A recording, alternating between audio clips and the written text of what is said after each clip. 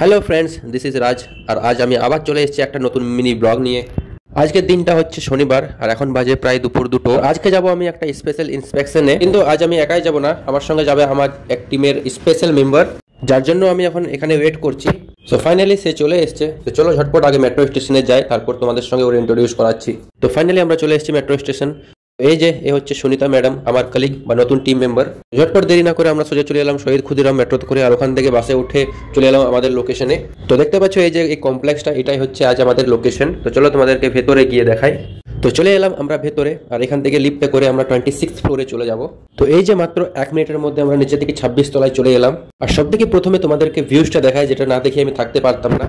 এই দেখো এখানকার ভিউজ কত সুন্দর লাগছে। এটা হচ্ছে 26 তলার ভিউজ। আর এখানে না এলে আমি হয়তো বুঝতেই পারতাম না যে মানুষ এত কোটি কোটি টাকা খরচা করে কেন এত বড় কমপ্লেক্সে ফ্ল্যাট কিনে। তো চলো এবার আমাদের আসল কাজটা শুরু করি।